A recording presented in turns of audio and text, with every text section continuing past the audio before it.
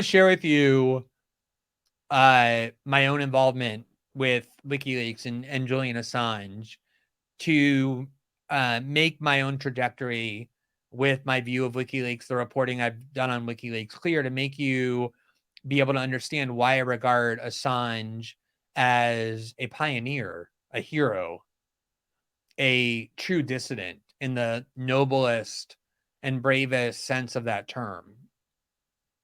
This is what happens to actual dissidents. I was just remembering a little bit ago that Jim Acosta, the coddled, manicured, empty, banal, pointless, cliched blowhard for CNN, actually wrote a best-selling book in 2018 or 2019 called Dangerous. What telling the truth is like in the era of the Trump administration, basically heralding himself as some kind of dissident hero when Jim Acosta has never been a threat to anyone in power, which is why he continues to be having his hair blown dry at the salon and his nails manicured and working in an air-conditioned CNN studio. Real dissidents are people like Julian Assange, and that's what happens to them. The title of his book was The Enemy of the People, A Dangerous Time to Tell the Truth in America by Jim Acosta, meaning him. He's the enemy of the people. Jim Acosta is a fraud, like most of the people in the media.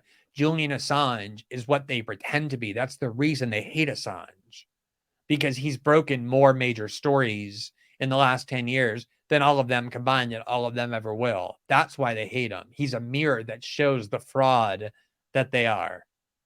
But let me just walk you through the history of WikiLeaks to illustrate why Assange is arguably the most consequential journalist of his generation. And he's now being imprisoned for going on a decade with many years to come by the two countries that pretend to care so much about press freedom. So I first wrote about Julian Assange back in 2010, March of 2010, when barely anyone knew them. I was a columnist at the time at Salon, the online liberal magazine. And the title of my article was The War on WikiLeaks and Why It Matters. And you can see there the subheadline is The U.S. government escalates its campaign to harass and destroy a key whistleblowing site. This was before their publications of the Iraq and Afghanistan war logs and the diplomatic cables that made the U.S. government obsessed with WikiLeaks and made them globally famous. They were already harassing WikiLeaks even prior to that, to the point where in March of 2010, I wrote about WikiLeaks and I interviewed Julian Assange. And let me show you what it is that prompted that interview. So here's from my article I wrote. I spoke this morning at length with Julian Assange, the Australian citizen who was WikiLeaks' editor, regarding the increasingly aggressive war being waged against WikiLeaks by numerous government agencies, including the Pentagon. You can see the war in WikiLeaks has been going on for more than a decade. They've wanted to destroy WikiLeaks. This was under the Obama administration for more than 10 years. The article was prompted by this New York Times article several days earlier that was entitled Pentagon Sees a Threat from Online Muckrakers. It was a small article in the New York Times that I read. It was the first time I had actually heard of WikiLeaks, because the New York Times reported, quote, to the list of the enemies threatening the security of the United States, the Pentagon has added WikiLeaks.org, a tiny online source of information and documents that governments and corporations around the world would prefer to keep secret. So the Army had added WikiLeaks to a list of enemies of the state in secret at the time that they were just a tiny online source of information. They had been publishing documents from corporations about illegal corporate dumping, corruption in various Western African countries. They had published proof that an Australian spying law was really designed to spy on their own citizens. They started to get on the radar from those kinds of secrets, and the U.S. Army was so threatened by them that they declared them an enemy of the state. And they not only did that, but they actually created a report on how to destroy WikiLeaks. Quote, this is from the New York Times article. The Pentagon assessed the danger WikiLeaks.org posed to the Army in a report marked, quote, unauthorized disclosure subject to criminal sanctions.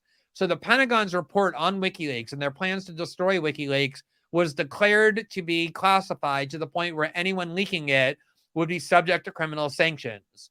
The Times says the report concluded that WikiLeaks.org represents a potential force protection, counterintelligence, OPSEC, and InfoSec threat to the U.S. Army, or in plain English, a threat to Army operations and information.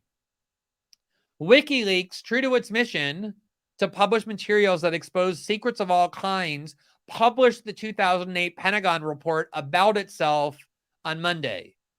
So the U.S. Army had prepared a report declaring WikiLeaks an enemy of the state, plotting how to destroy them. They talked about things like, let's fabricate documents and give it to WikiLeaks to publish. And then once they publish the fabricated documents, we'll blow the whistle and say the published forged documents, and that will destroy their credibility forever. It was an entire plan that the U.S. government devised to destroy WikiLeaks, already threatened by it, because they knew they were endangering their ability to operate in secret.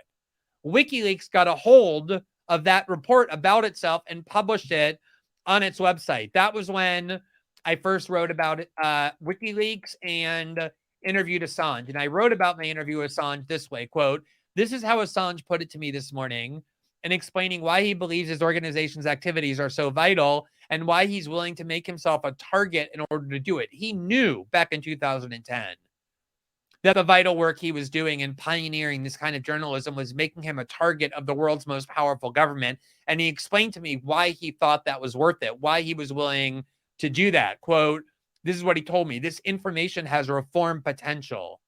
And the information which is concealed or suppressed is concealed or suppressed because the people who know it best understand that it has the ability to reform. So they engage in work to prevent that reform. He went on, there are reasons I do it that have to do with wanting to reform civilization. This is what Assange told me. There are reasons I do it that have to do with wanting to reform civilization, and selectively targeting information will do that. Understanding that quality information is what every decision is based on, and all the decisions taken together is what, quote, civilization is. So if you want to improve civilization, you have to remove some of the basic constraints, which is the quality of information that civilization has at its disposal to make decisions. He then playfully added, of course, there's a personal psychology to it, that I enjoy crushing bastards. I like a good challenge. So do a lot of other people in WikiLeaks. We like the challenge. He knew the work he was doing was endangering him, was making him an enemy of power centers, but he knew it was worth it because that kind of secrecy is what enables abuses of power to take place, and transparency is the only tonic to it. The only disinfectant is sunlight, and WikiLeaks had provided that. Julian was really the first person to recognize that journalism in the modern era would occur through large data leaks of corrupt institutions of power, that the main vulnerability institutions of power had was that they were storing all of their data in insecure ways, so people inside these institutions could then leak that information to news outlets that would publish it and reveal the truth about these institutions. WikiLeaks and Assange constructed a system to allow sources to do that with anonymity, a system that major media outlets, despite hating Assange and wanting to see him in prison, have now copied and implemented. Almost every major media organization now has in their newsroom the system that Julian pioneered to allow sources to transmit secret classified data in large amounts while remaining anonymous. That was